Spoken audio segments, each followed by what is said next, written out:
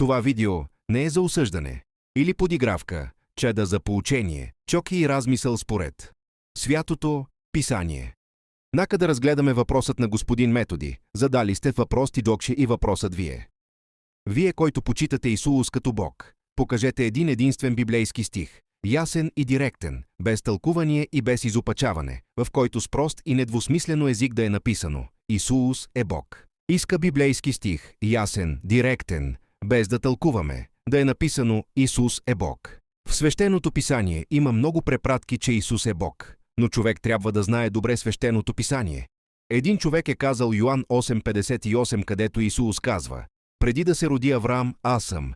Йоан 8:58. И наподолу четем, 59 стих пише: тогава взеха камъни да хвърлят по него, но Исус се скри и излезе от храм. Въпросът е това, защо юдеите искаха да го убиват с камъни. Защо? Юдеите разбират това като претенция за божествен статус, не просто като «аз съществувам преди Авраам». Затова реакцията им в Евангелие според Йоан 8:59 да вземат камъни показва, че те възприемат думите му като богохулство. А според закона в Левит 24:16 богохулството се наказва със смърт, чрез убиване с камъни. Юдеите не го разбират като обикновено твърдение за възраст или съществуване. В техния контекст това звучи като претенция за Божието име, разкрито в Изход 3:14. И Бог каза на Моисей: аз съм, който съм. И каза още: така да кажеш на израелтяните: аз съм ме изпрати при вас. Тоест тяхната реакция разкрива, че те разбират думите му като твърдение за божествена идентичност, не просто като историческо изказване. И аз написах това.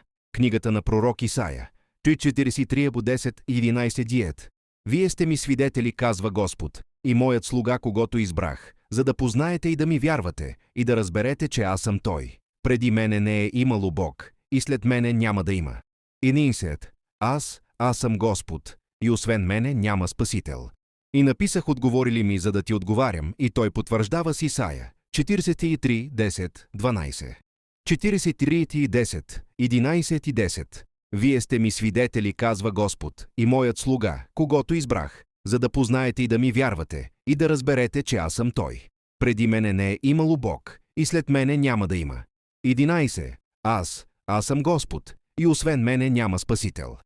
Тук в 11 стих Яхова казва, че освен него няма Спасител. В Исаия 49:26 също пише: и всички ще познаят, че аз, Господ, съм твоят Спасител и твоят Изкупител.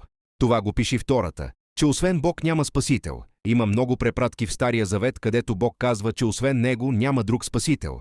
Но в Новия завет пише, че Исус е Спасител.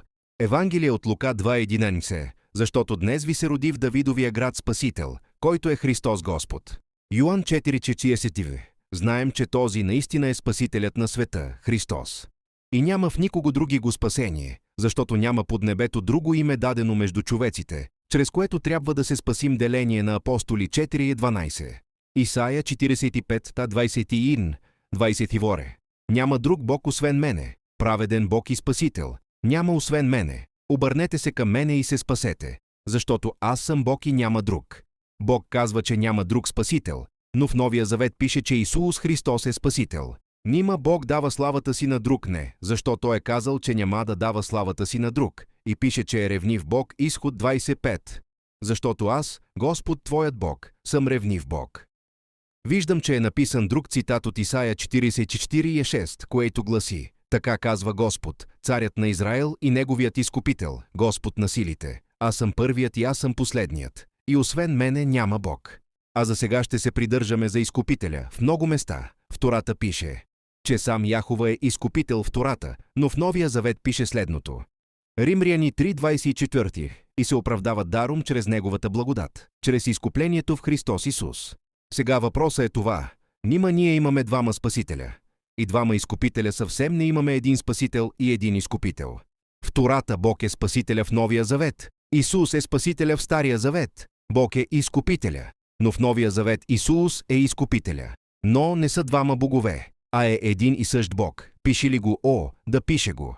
2 Коринтияни 5:19. Бог беше в Христос, като примиряваше света със себе си. Какво четем? Тук къде е бил Бог? Бог е бил в Христос. Нима е друг Бог, който е бил в Христос. не а същият Бог, който е създал света. Този Бог е бил в Христос. Сега нека да ти отговарям. Въпросът ти е библейски стих ясен и директен, без да тълкуваме. Искаш да пише, че Исус Христос да е написано, че е Бог. Тук се описват титлите на Бог, но и дава как се казва този Бог, нека да четем Тит 2:13. Очаквайки блажената надежда и явяването на славата на великия Бог и нашия Спасител Исус Христос. Слава на Бог за блажената надежда. Имаме титлата на великият Бог и титлата на Спасителя. Но писанието тук дава името на великият Бог. Какво име? Дава кой е блажената надежда? Великият Бог и Спасител Исус Христос, Всевишният Бог. Амин.